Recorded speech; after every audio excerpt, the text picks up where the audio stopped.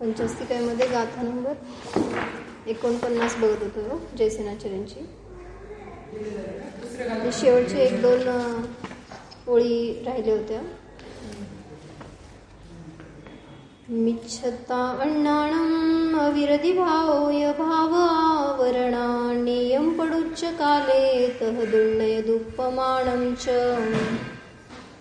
काय सांगितलं होतं? मिथ्यात्वाचं उदयाच्या निमित्तात अज्ञान, अविरती भाव तसेच भाव आवरण होतात. म्हणजे तिन्ही पण सांगितलं, श्रद्धा, ज्ञान आणि चारित्र्य तिन्ही सुद्धा मिथ्यारूप होतात.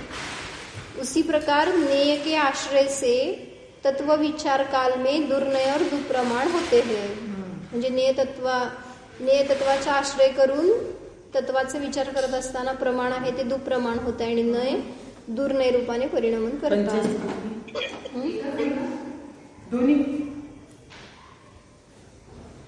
कुठपर्यंत आलं होतं?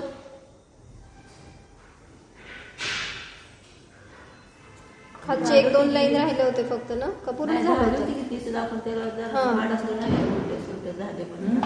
अत्र मिथ्यात्वात विपरीतम, म्हणजे नंतर मिथ्यात्वाहून विपरीत तत्वार्थ श्रद्धानुरूप व्यवहार सम्यक्त्व. तिकडे लावलेलं आपण काल. म्हणजे तत्वार्थ श्रद्धान हे व्यवहार सम्यक्त्व आहे आणि जे की निश्चय सम्यक्त्वाचं कारणभूत आहे. आणि त्या व्यवहार सम्यक्त्वाचं फळ काय आहे तर निर्विकार शुद्धात्मानुभूती लक्षणवालं निश्चय सम्यक्त्व हे फळ आहे आणि ते उपादेय आहे असं सांगितलं होतं. काल कळलं होतं का काय सांगितलेलं? प्रगट करण्यायोग्य. निश्चय सम्यक्त्व म्हणजे जेव्हा अनुभूती घेतोय त्यावेळेस ती पर्याय आहे, त्यामुळं प्रगट करण्यायोग्य उपादेय आहे. हे काल सगळं झालं होतं आपलं. फक्त याचं महत्वाचं काय सांगितलं होतं की जे बोर्डवर सांगितलेलं आठवत आहे ना, जे व्यवहार सम्यक्त्व आहे ते कारण आहे आणि निश्चय सम्यक्त्व कार्य आहे, किंवा व्यवहार सम्यक्त्व कारण आहे आणि निश्चय सम्यक्त्व त्याचं फळ आहे असं त्यांनी म्हटलं तर काय बरोबर. निमित्त नैमित्तिक म्हणायचं का कारण कार्य म्हणायचं? कारण म्हटलं तरी पूर्वपर्याय कारण म्हणतो की आपण. पूर्वपर्याय कारण आणि उत्तरपर्याय कार्य आहे या अपेक्षेने. आता तुम्ही फक्त अभिन्न षटकारकाच्या अपेक्षेने 30 पर्याय कारण आणि 30 कार्य लावताय, पण पूर्वपर्याय कारण आहे आणि उत्तरपर्याय कार्य आहे. नैमित्तिक संबंध आहे म्हणतो मला, पण कारण कार्य संबंध नाही तसं. एका द्रव्यात आहेच की कारण कार्य संबंध नाहीये का? नाही तसं नाही. व्यवहाराने सांगतोय आपण हे. आता कुंभार आणि घडाचा निमित्त नैमित्तिक संबंध 2 द्रव्य झाले, ते 2 द्रव्य तरी आपण त्याचा योग वगैरे योगाने उपयोगाचा तो करता आहे, घटाचा पण करता नाही. मग निश्चयाने पण सांगितलं की तिथं त्यांनी की घटाचा करता नाही, कुंभार आहे तो घटाचा करता नाही म्हणून 100व्या गाथेमध्ये. म्हणजे कलशामध्ये आले समासामध्ये कारण कार्य संबंध नाही. तेच की मग करता नाही हे सांगायला की मी पण 100व्या गाथेमध्ये त्यांनी हे पण सांगितलं निश्चयाने सुद्धा करता नाही कुंभार हा घटाचा. मग 2 द्रव्यात लावत असताना करता नाही झालं त्या समाज दर्शनाने निश्चय संबंध. आता हे दोन्ही जीवाचेच परिणाम आहेत ना, फक्त एक शुभ रूप आहे एक शुद्ध रूप आहे. त्यामुळे जे शुभ रूप आहे ते अभाव रूप कारण म्हणणार नाही का त्याला? पूर्वपर्यायचा अभाव मग तसेच रूपाने सांगितलं इथं. मग निश्चयाने सांगत असताना पण हीच पर्याय कारण हीच पर्याय कार्य घटवतोयच की, जसं अभिन्न त्या पर्यायाचे षटकारक लावत असताना. त्या काळात कसं आलंय की अभाव आणि प्राप्ती दोन्ही एका काळात आहे. एकच वस्तू आहे, एकच क्षेत्र आहे, एकच काल आहे आणि एकच स्वाद आहे. म्हणून कारण कार्य संबंध म्हणून नका तर एका काळात एक काळ, एक वस्तू, एक क्षेत्र, एकच स्वाद, अशा दृष्टीने तो करूच बघायला पाहिजे काय सांगितलं. विवक्षा वेगवेगळी असेल तसं. बरं, समयसारचा 29वा कलश आहे म्हणे, ते एकदा बघायच्या बरोबर. त्याच्यात काय विवक्षा बघून आपण ते घटवू पाहिजे. तर इथं त्यांनी असं घटवलंय टीकेमध्ये की जे मिथ्यात्वाच्या विपरीत, तत्वार्थ म्हणजे मिथ्यात्व आहे म्हणजे विपरीत श्रद्धान आहे, आणि त्याच्या विपरीत म्हणजे यथार्थ श्रद्धान म्हणजे तत्वार्थ श्रद्धान जे आहे ते व्यवहार सम्यक्त्वाचं लक्षण आहे. त्या व्यवहार सम्यक्त्वाचं कार्य कोण आहे तर निश्चय सम्यक्त्व आहे. म्हणजे काय म्हणायचं, शुभ भावात गेल्याशिवाय शुद्ध भावापर्यंत जाण्याची मार्ग नाहीये. त्यामुळं शुभ भाव काही अंशाने उपादेय आहेत, मग तेवढ्या रूपाने त्याला कारण म्हणलंय. पण तरी सुद्धा जोपर्यंत शुभ भावात आहे तोपर्यंत शुद्धाची प्राप्ती होत नाही. म्हणून तिथं म्हटलं की हे याचा अभाव आणि याची प्राप्ती असंच घटवायला पाहिजे. तर तिथं व्यवहार सम्यक्त्व हे पूर्वपर्यायत आहे, त्याचा अभाव झाला, आणि मग निश्चय सम्यक्त्वाची प्राप्ती झाली, हे कार्य प्रगट झालं असं सांगितलं. म्हणून तत्वार्थ श्रद्धान जे आहे ते व्यवहार सम्यक्त्व आहे, आणि शुद्धात्मानुभूती लक्षण आहे ते निश्चय सम्यक्त्व आहे. तेच उपादेय आहे असं या गाथेमध्ये त्यांनी घटवलंय. मिथ्यात्व के उदय से अज्ञान अविरति भाव तथा भाव आवरण रूप भाव मिथ्यात्व होता है. उससे ज्ञेयों के आश्रित होने से तत्व विचार काल में नए दुर्नय रूप और प्रमाण दुप्रमाण रूप होता है. मिथ्यात्व के उदय से जो अज्ञान होता है वह 3 प्रकार का है, कुमति, कुश्रुत तथा कुअवधी रूप. हे आपण बघितलं होतं काल परवा चार्टमध्ये. नुसतं अज्ञानामध्ये एकच अज्ञान नाही तर 3 प्रकारचे अज्ञान आहेत, कुमति, कुश्रुत आणि कुअवधी रूप. भाव आवरण में भाव तथा आवरण ये 2 पद है. वहां भाव का अर्थ है तत्व श्रद्धानुरूप भाव अथवा भाव सम्यक्त्व, और उस भाव सम्यक्त्व का ढक जाना भाव आवरण है. म्हणजेच काय म्हटलं तिथं, भाव मिथ्यात्व आहे. भाव आवरण म्हणजे काय घेतलं होतं, पुस्तक दिसत आहे, हा इथंच आहे की भाव आवरण म्हणजे भाव मिथ्यात्व घेतलं होतं, कारण त्या सम्यक्त्वाला ते झाकणारं आहे. अतः भाव आवरण का अर्थ भाव मिथ्यात्व है. उस भाव मिथ्यात्व से ही अज्ञान तथा अविरति भाव होते हैं. साथ ही उस भाव आवरण या भाव मिथ्यात्व से तत्व विचार के काल में नए दुर्नयपने को तथा प्रमाण दुष्प्रमाणपने को प्राप्त होते हैं. सर्व कथन का आशय है कि निर्विकार शुद्धात्मानुभूति लक्षण वाला निश्चय सम्यक्त्व ही उपादेय है. उपादेय म्हणजे प्रगट करण्यायोग्य उपादेय आहे, कारण ही एक समयवर्ती पर्याय आहे, आश्रय करण्यायोग्य नाही.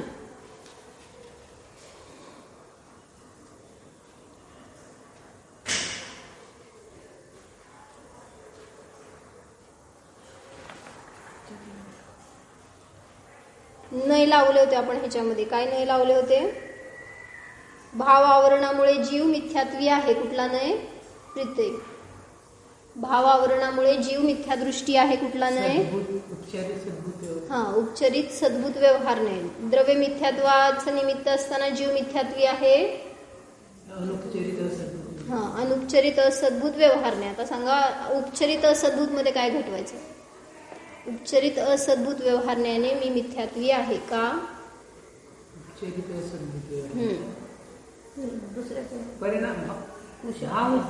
कशाला भाव, असद्भूत व्यवहार. उपचरित असद्भूत व्यवहारण्याने सांगा. आता तुम्हाला लगेच नाही सांगायला यायला, तर आता उदाहरण तुम्हाला विचारायला पाहिजे. म्हणजे मी नाही सांगते, तुम्ही उदाहरण सांगायचं. मी मिथ्यात्वी आहे का उपचरित असद्भूत व्यवहारण्याने सांगा. घरातील लोकांच्यामुळं करावं लागतं. मोह परिणाम झाले, कुठे जाणार ते मोह. घरातील लोकांच्यामुळे उत्पन्न होते. शरीर उपचरित अनुपचरित मध्ये आलं. एकदम विद्या काकी सांगा. सोनी, उपचरित असद्भूत व्यवहारण्याने तुम्ही कसं घटवणार की तुम्ही मिथ्यादृष्टी आहे किंवा नाही. दोन्ही पण आहे आणि नाही एकाच नयाने जोडतो आणि सोडतो ना.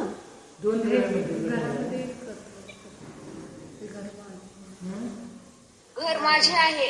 मिथ्यात्वाला घटवायचं आपल्याला, तर कसं. घर माझे आहे.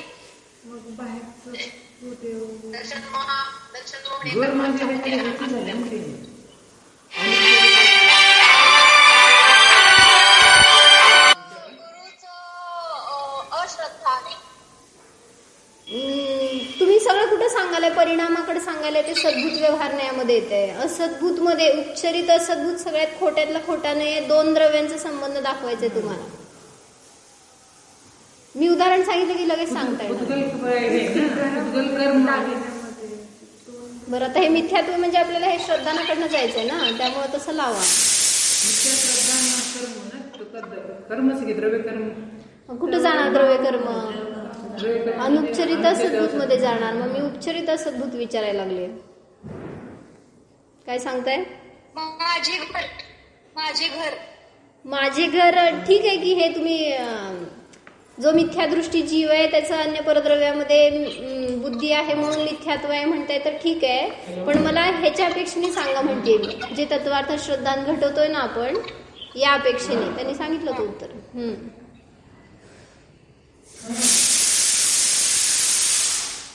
कुदेव, कुगुरु, कुशास्त्र यांचं सेवन करत असल्यामुळे मी मिथ्यादृष्टी आहे किंवा तो जीव मिथ्यादृष्टी आहे.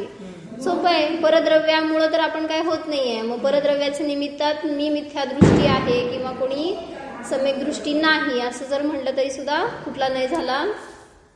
समजत का? नाही. उपचरित असद्भूत दुसरं द्रव्य घेतलंय ना, आणि त्याच्यामुळं मी मिथ्यादृष्टी हे घटवतोय, त्यामुळे 2 द्रव्यामध्ये लावायचं.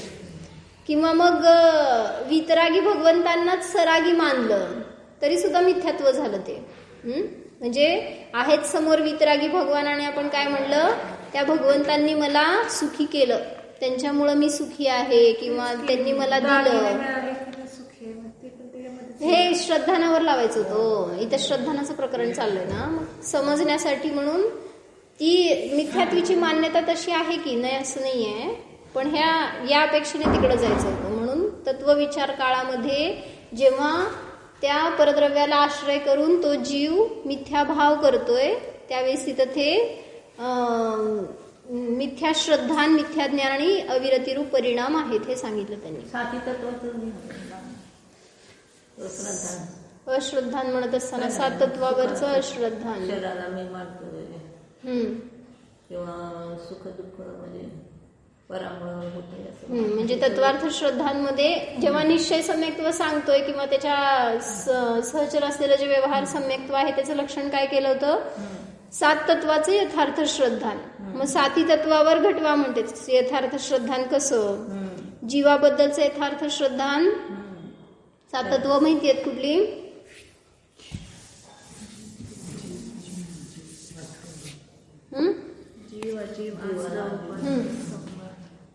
खालून जायचं का 4 सारखं? जीव, अजीव, आश्रव, हे सगळं आपल्याला छडालेच झालंय. बंध, संवर, कुठल्या ढाली काय सांगा? प्रीत्यंच्या विषय सांगा झालं काय काय ह्याच्यात. हे 7 तत्व आहेत आणि ह्यांच्याबद्दलची यथार्थ मान्यता असेल तर तो सम्यक दृष्टी आहे. आता ह्याची विपरीत मान्यता सांगा कशी? म्हणजे विपरीत श्रद्धान, ह्याला आपण मिथ्यात्व म्हणतोय. मग जीवाबद्दलचं विपरीत श्रद्धान काय? किंवा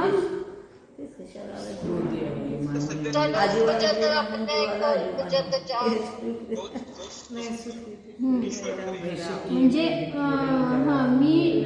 मी शरीरवाला हे झालं, किंवा माझा जन्म, माझं मरण, हे सगळं मानणं हे विपरीत श्रद्धान झालं. शरीराचं जन्म, मरण वगैरे ह्याच्यावरून स्वतःचं मानलं तर ही मान्यता म्हणजे विपरीत श्रद्धाने. लिखो पुढं इंग्लिशमध्ये लिहा, चालतंय. मग अजीवाबद्दलचं काय हो? अजीवाला जीव मानणं म्हणजे धन संपत्ती वगैरे त्याला जीव मानणं. तन उपजत अपनी उपज जान, तन नशत आप को नाशमान. रागादी प्रगट ये दुःख देन. हे रागादी भाव आहेत, हे दुःख देणारे आहेत पण त्याला सुखकारी मानलं. किंवा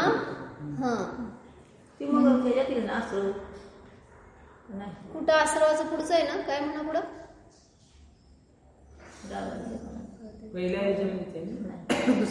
दुसऱ्या ढालीमध्ये पुढचं श्लोक ना. मग जन्म मरण इथं मानलंय का? तन रागादि प्रगट ये दुःख देन तिनही को सेवत गिनत चैन. मग इथं काय घेतलंय? इथे जन्ममरण घेतलं का? उपजत मग इथं नाही येणार ते. मे सुखी दुखी ते जीवामध्ये येणार. मग शरीरवाला पण इथंच येणार. मैं रंगराज म्हणजे मी राजा, मी स्त्री, मी हे असं. बर. परद्रव्यामुळे मी सुखी दुःखी वगैरे ही जी मान्यता आहे किंवा रंक राव वगैरे ही जी मान्यता आहे ही म्हणजे जीवाची विपरीत मान्यता. पुढं शरीराचा जन्म झाला तर माझा जन्म मानलं, शरीराचं मरण म्हणजे माझं मरण मानलं. म्हणजेच काय म्हणायचं होतं तुम्हाला?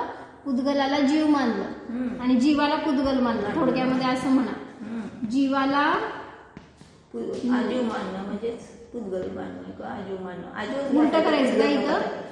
इथं अजीवाला जीव मानायचं हा आणि वरती जीवाला अजीव मानलं. हा असं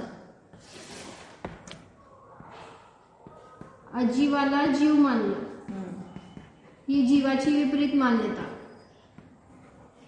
आणि वरती जीवाला अजीव मानलं. नाही उलट तेच म्हणून म्हटलं असं. काय जीवाला अजीव मानणं. जीवाला अजीव मानलं हे जीवाची विपरीत मान्यता आणि अजीवाला जीव मानलं ही अजीवाची विपरीत मान्यता. दोन्हीकडे तसं लावता हा, येत. कसं लावतो तसं त्याच्यावरनं समजून घ्या. काय मी कोण आहे? मी पत्नी आहे. कुठली मान्यता सांगा? कोणाची विपरीत मान्यता? माझी नाही म्हणायचं पहिला. मी मिथ्यात्वी नाही, कारण मी स्वतःला पत्नी नाही तर जीव मानतो. मग तिथं जीवाला जे काही वेगळ्या रूपाने मानणार तर ते सगळी त्याची विपरीत मान्यता झाली आणि अजीवाला जे काही वेगळ्या रूपाने मानणार तर ते म्हणजे म्हणलं ना त्याच्यात की तुमच्या घरात जेवढ्या सगळ्या वस्तू आहेत ना त्याच्यामध्ये आपण आपला जीव ठेवलेला असतो. म्हणजे एखादी वस्तू फुटली, हरवली, चोरी गेली, नाही सापडली, किती आकुलता. म्हणतात ना आम्हा नेहमी एक एवढं छोटं चमचा असेल जरी ना चांदीचं हरवलं तर किती वर खाली जीव आपला. का बरं? जीव त्याच्यात होता ना आपला. म्हणून अशा अजीवामध्ये आपलं जीव होत नाही, हे झाली अजीवाची विपरीत मान्यता. पुढे आश्रवामध्ये रागादी दुःखदायक असताना त्याचा आश्रय करतो, त्याला सुखकारी मानतो. रागादी माझा आवाज डिस्टर्ब होतो का? रागादीच्या आश्रयाने सुख मानतो ही झाली आश्रव तत्वाची विपरीत मान्यता. बंध तत्वाविषयी म्हणा की जोरात म्हणा की कळायला. हा मला नाही येत पाठ नाही ते. शुभ शुभ हा काय पुढं? रती अरती करे नीच पदवी सार. हा म्हणजे शुभ भावामध्ये इष्ट अनिष्ट भाव. शुभ बंधाच्या फळामध्ये दोन्हीमध्ये इष्ट अनिष्ट हा शुभ शुभणी असं समजून घ्या. फक्त बंधाचं कसं लावायचं हे मी बघाले. शुभ शुभ बंध के फल मजार रती आणि अरती करतो. फळामध्ये रती आणि अरती करणे ही झाली बंध तत्वाविषयीची. तसं काय नाही, खूप तसं होतं ते. वाचलं की आशीर्वादामध्ये सुद्धा रती करतो. हा जसं की कोणाचं तरी वाईट झालं तरी सुद्धा त्याच्यामध्ये रती करतो. परत चोरी करतोय तो आता ते अशुभच आहे की पुण्याच्या उद्यामध्ये पण चोरी केल्यावर तर ते पुण्याच्या उद्यात पण रती करतो, कधी अरती करतो. एवढंच मिळालं. पुण्याचं उद्यात तर मिळालेलं असतं. काय पगार मिळाला समजा तुम्हाला 25,000चं जॉब मिळालं, अनएक्सपेक्टेड मिळालं आणि मग आज किती आनंद झाला मला एवढे पैसे मिळणार आहेत वगैरे. कशाचं उदय सांगा? पुण्याचं उदय. त्याच्यात आज मी रती केली आणि उद्या समजलं की तुमच्याच पोस्टला तुमच्याच एज्युकेशनचं टाईपमध्ये एका मुलीला 35,000ची नोकरी तिथंच मिळाली. काय झालं आज तुम्हाला? किती दुःख. का बरं? 25,000 काल म्हणजे जास्त होते आणि आज म्हणजे किती कमी वाटायला लागले. म्हणजे पुण्याच्या उदयामध्ये अरती सुरू झाली. मग असंच एक गोष्ट ऐकली होती हो की एक सून असती आणि ती देवाची प्रार्थना करत बसलेली असते आणि खूप तप करते आणि देवाला प्रसन्न करून घेते आणि मग देवाला विचारते की नाही विचारला देव तुला काय पाहिजे सांग. मग ती म्हणली मला 3 वरदान पाहिजेत. मग काय पाहिजे? मग ती म्हणती की नाही, देव म्हणाला तुला जे देणार ना त्याला डबल तुझ्या सासूबाईला देणार, मग तुला मान्य असलं तर सांग. ती म्हणली सगळं मान्य आहे मला, द्या म्हणते. मग पहिल्यांदा मागितली तिने, मला 1 करोड रुपये पाहिजेत. मग तथास्तु म्हणले देव, त्या सासूबाईकडे 10 करोड गेले. दुसऱ्या वेळेस मागितली काहीतरी दागिने पाहिजेत म्हणून, नाही पहिल्या वेळेस, दुसऱ्या वेळेस काय मागितली, काहीतरी असंच एखादी चीज मागितली बरं का, दागिने वगैरे काहीतरी, आणि त्या सासूबाईकडे डबल गेलं. तिसऱ्या वेळी काय मागितली माहिती का? नाही नाही नाही, ती दुसरी साईडची गोष्ट आहे. त्या तिसऱ्या वेळी मागितली, म्हणजे मला माइल्ड अटॅक येऊ दे, माइल्ड अटॅक येऊ दे, छोटस उगीच. सासूबाई घरी जाऊपर्यंत मेली म्हणल्यावर तिचं सगळं तर तिला मिळालं. किती चतुराई करते सुद्धा. म्हणजे कुठं तिने रती आणि अरती केली हे मला सांगायचं होतं. पुण्याचं उद्या तिला मिळायला लागले सगळं, पण ते भोगायचं सोडून अरतीचे परिणाम तिला जास्त मिळणार आहे ना, त्याच्यासाठी. म्हणजे कुठं अशी जी तर रती अरतीचे भाव करतो ते बंध तत्वाविषयी विपरीत मान्यता आहे. पुढं आत्महित हेतू विराग ज्ञान, म्हणजे वैराग्याचं प्रेरक जे ज्ञान आहे, म्हणजे ध्यान आहे समजा, ध्यानाविषयी वगैरे ते आपको लगते दुःखदान, ध्यानाला दुःखदायी मानणे. हे झालं संवर तत्वाची विपरीत मान्यता.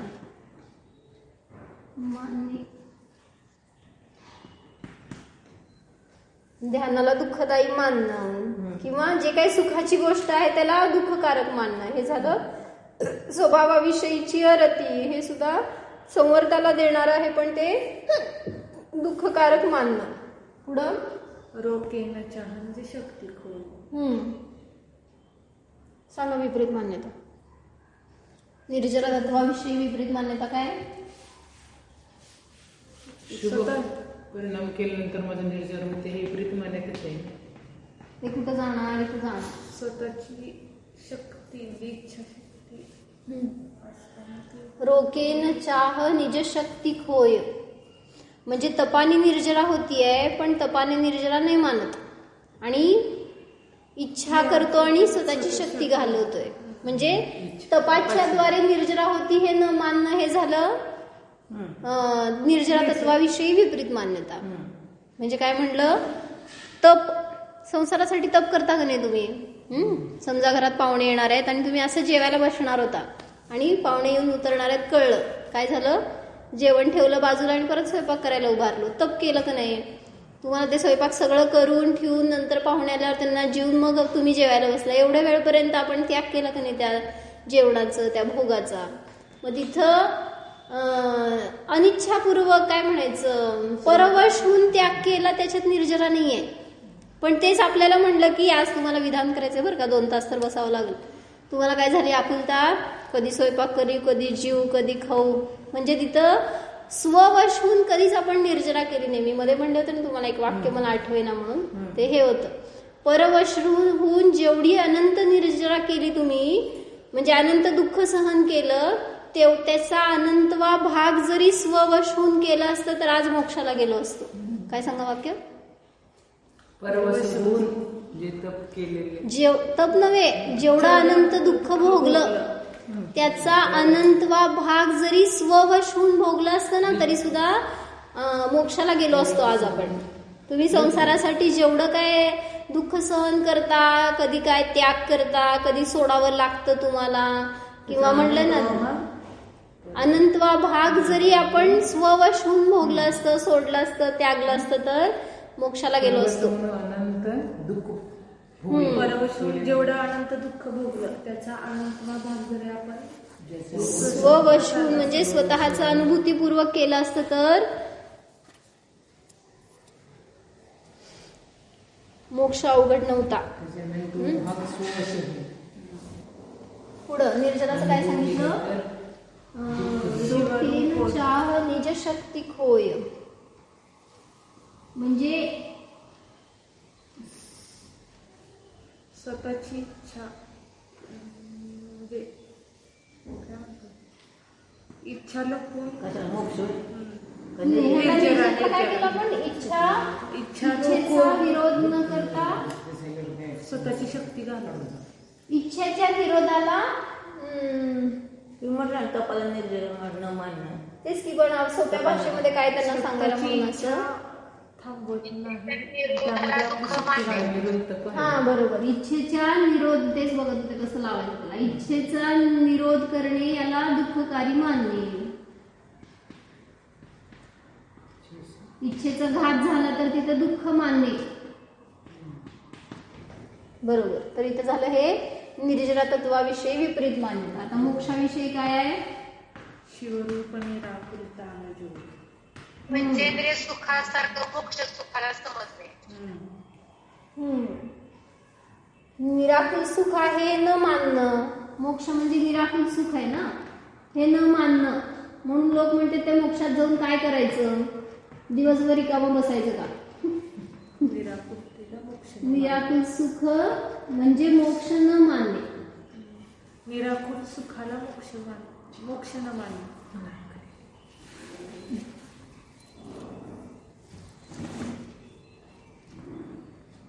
किंवा निराकुलतेला मोक्ष न. सुखाला मोक्ष न मानणे समजून घ्या.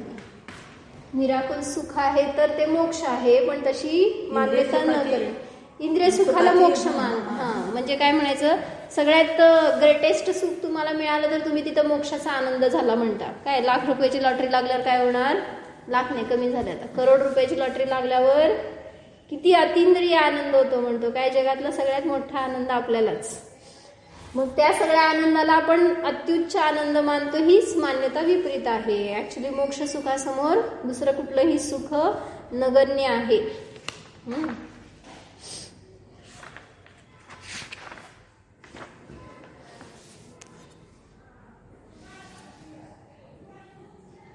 इंद्रिय सुखाची अतिंद्रिय सुखाशी तुलना करणे सुद्धा मोक्ष तत्वाविषयी विपरीत मान्यता आहे. म्हणजे इंद्रिय सुखाला अतिंद्रिय सुखाच्या कंपॅरेटिव्ह मान्यता, हे झालं मोक्ष सुखाची विपरीत मान्यता. कुठला तरी नंबर आहे बरं का वेगळंच.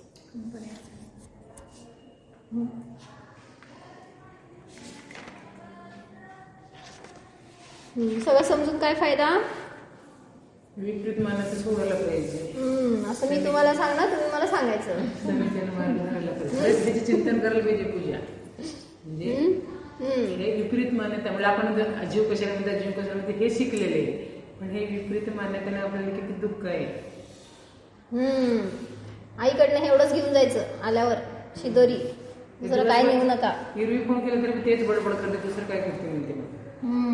हेच मूळ आहे हो. कारण ह्याच्यातून सुख मिळणार आहे. आपल्याला वाटतं की बाकीचं काय ऐकावं, भोगावं वगैरे, ते क्षणिक आहे. ते किती वेळ सुख देणार आहे सांगा की आपल्याला. आणि जेव्हा हे यथार्थ ज्ञान असणार आहे ना, तर ते तुम्ही कुठल्याही कंडिशन मध्ये असा, किती तुम्हाला त्या संसारामध्ये संकट येऊ दे, लोड पडू दे कामाचा, किंवा काय परिस्थिती कशी असू दे, तरी सुद्धा तिथं हे तत्वज्ञान असेल तर खूप आपल्याला मदत करतं. जसं म्हणलं बनारसी दासजींवर, एक कालच मी आज वाचले, बनारसी दासजी सप्तव्यसनी होते ना पूर्वी. तर त्यांना सांगितलं, तीन बायका होत्या. एक बायको केली मेली, दुसरी बायको केली मेली, तिसरी बायको मेली, असं करत 3 बायका झाल्या होत्या. आणि त्यांच्यापासून त्यांना 9 मुलं होती. आणि ती 9च्या 9 मुलं सुद्धा मेली. आता राहिले होते ते एकटे.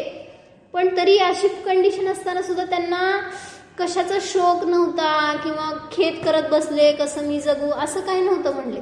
जेव्हा तत्वज्ञान हातात होतं ना, त्यावेळी सांगितलं त्यांनी सहजतेने आपलं जीवन जगले आणि सगळं आपलं जीवन त्याच्यासाठी घालवलं. म्हणजे ते आनंदित राहिले. आपल्यावर असं प्रसंग आला असतं तर, आपलं एक हाय एक गेलं म्हणलं तर किती आपण दुःखी. आणि त्यांनी कसं सहन केलं असणार आहे. म्हणजे त्यांच्या पापाचा उदय की त्यांना हे सगळे भोगावे लागले, अशा प्रकारे फळ. पण तरी सुद्धा त्या फळामध्ये स्थिरता का राहिली, तर हे सांगायचं होतं मला, तत्वज्ञान त्यांच्याजवळ होतं म्हणून सगळ्या परिस्थितीमध्ये ते स्थिर राहिले. सामोरं जाण्याची ताकद तत्वज्ञान असल्यावरच होतं. तत्वज्ञान असून राहू शकतो. बरोबर आहे खरंच. आणि म्हणूनच सांगितलं ना, आता पण कोरोनाचे सगळे केसेस जे ऐकतो ना आपण, विनाकारण आपण इथं बसून दुःख करतोय, आपला त्याच्याशी काही संबंध नसतो. आणि एवढंच हे दुःख आहे ना, असं आता कर्माच्या सर्वाचं कारण आहे. काय सांगतो? दुःख, शोक, ताप, आक्रंदन सगळे हे असं वेदनेच्या आश्रवाची कारण आहेत. पण आपण तिथं किती सहजतेने दुःखाचा अनुभव करतो. म्हणजे आपल्याशी रिलेशन नसताना सुद्धा आपण दुःख मानतो एखाद्याचं. लहान वयाचा होता तो मुलगा आणि तो गेला, इथं आपल्याचा काही संबंध नाही का, तरी पण आपण किती शोक केला, किती दुःख केलं त्याच्याविषयी. म्हणजे स्वतःच्या बाबतीमध्ये असू दे, पराच्या बाबतीमध्ये असू दे, ते दुःख नियमाने आपल्याला असाताच्या आश्रवाला कारण आहे. आणि मग असं असाताचा आश्रव सतत करत राहतो आणि सुखाची इच्छा करतो. कसं मिळणार आहे? तर म्हणून सांगितलं आपण स्वतःहून स्वतःला सुखापासून दूर नेतोय. जन्माला लागलं मुलं काही दिवस राहून गेले तर तिला दुःख वाढते, पण स्वतःहून त्या गर्भपात केल्यानंतर तिथं दुःख मानत नाही. बरोबर, मोह आहे ना तेवढा तिथं. आणि ते जेव्हा गर्भपात करतोय मग पाहिजे म्हणून तिथं दुःखी आहे.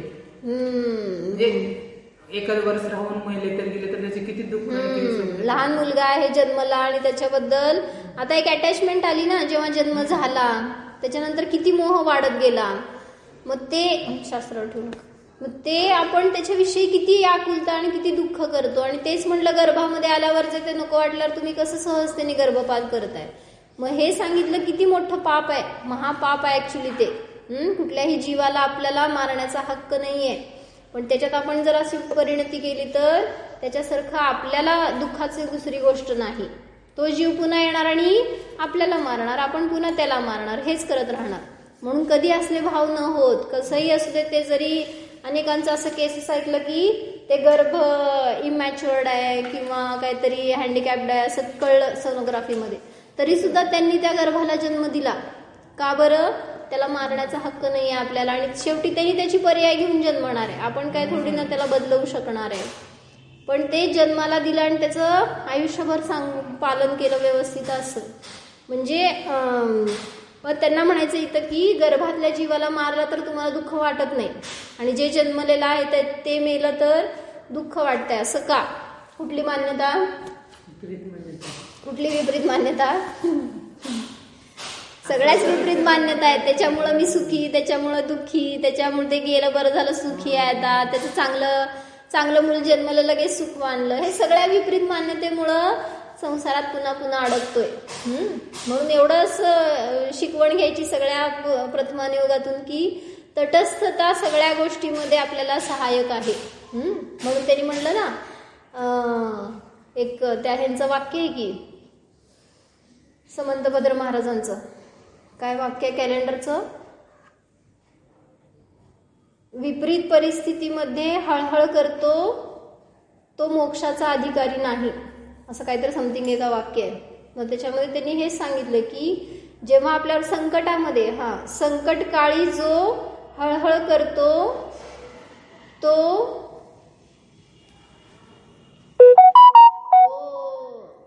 मोक्षाचा अधिकारी नाही, असंच काहीतरी समथिंग सांगितलं का, सम्यक दर्शनाचा पात्र नाही आहे असं. म्हणजे संकट आलं त्यावेळेस तर आपली परीक्षा असते, आणि मग तिथं आपण जर स्थिरता नाही ठेवली तर पुन्हा भ्रष्ट होणार आणि पुन्हा संकटांना प्राप्त होणार. म्हणून सांगितलं स्थिरता ठेवा, दृढता ठेवा आणि तत्वज्ञान मिळवून घ्या. हे भाव मिळाले तर तत्वज्ञानाची उपासना करा. रात्री आपण तेच घेतलं होतं, संध्याकाळी काय शास्त्राभ्यास कशासाठी करायचंय? तत्वज्ञानाची प्राप्ती करून घेण्यासाठी. आणि हे एक मला संध्याकाळी आठवण सांगायचं राहिलं की आज मुलांना इंग्लिश मिडियमला घालतात सगळे, मग हे वाचायला द्या त्यांना, कुठं वाचायला येतंय? मग जिनवाणीचं तुम्ही ठेवून तर काय उपयोग आहे घरामध्ये? मग म्हणजे ते जर वाचायला आलं नाही, म्हणून सांगितलं पहिल्यांदा हे शिकायला यावं ह्याची तयारी ठेवा सगळी. त्यापूर्वक पुढचं तुम्ही काय पण त्यांना शिक्षण द्या, नाही म्हणत नाही, पण हे वाचायला यायला पाहिजे ना जिनवाणीला. मग आता ह्यालाच बदलवायचे कार्य सुरू झाले, ह्याला इंग्लिशमध्ये करा, आणि ते किती भाव उतरणार आहे शेवटी त्याच्यामध्ये. एवढं उतरत नाही. इंग्लिश मिडियमला असतात त्यांना प्रेफरन्स इंग्लिश जास्त लवकर विषय असले तरी पण अवघड वाचायला अवघड आणि त्यातून समजायला अवघड वगैरे इंग्लिशमध्ये एवढं नसते, ह्याच्यामध्ये जास्त फोनमध्ये वापरणार. मग तेच ना, आणि वाचलं तरी सुद्धा असं परत भाव कसं ग्रहण होणार आहे, त्यातलं काय सांगायचंय ते. मराठीवाल्यांना लवकर ग्रहण होते, ते इंग्लिशवाले तर किती मग डोकं खाणार त्याच्यामध्ये. म्हणजे म्हणून सांगितलं की तुम्ही स्वतःहून त्यांना जिनवाणीपासून दूर करताय. मग पहिल्यांदा हे त्यांना वाचता यावं, ह्याची उपासना व्हावी त्यांच्याकडनं, हे उद्देश असावा. जो संस्कृत मध्ये जो भाव आहे ना तो सुद्धा मराठीमध्ये उतरत नाही त्याच्यामध्ये जास्त हे नाही. उतरायचा. तेच की म्हणून सांगितलं जिनवाणीला आपण स्वतःहून लुप्त करायला लागलोय. म्हणून त्याचं संगोपन करा, त्याचं वृद्धी कशी होणार आहे किंवा त्याचं सेवा कशी होणार आहे तर वाचल्यावर होणार आहे. त्यामुळे आपण अध्ययन करा आणि मुलांना सुद्धा त्या रूपाने करण्यासाठी प्रोत्साहन करा. हो पहिली दुसरी त्याच्याद्वारे केलेलं आहे. हा म्हणजे इंग्लिशमध्ये शिकवावं लागतं ना. आता आपल्याला कसं नाव त्यांना नाव आहे इंग्लिश. जाणं मी म्हणजे शरीर नाही, मी म्हणजे कर्म नाही, नो कर्म नाही, निराश्रव आहे, अबंध स्वरूप आहे, संवर स्वरूप आहे, निर्जरा स्वरूप आहे, स्वयं सिद्ध आहे, मोक्ष स्वरूप आहे, जीवोहम ओम विसर्जन. नमो हरिहंताय, नमो सिद्ध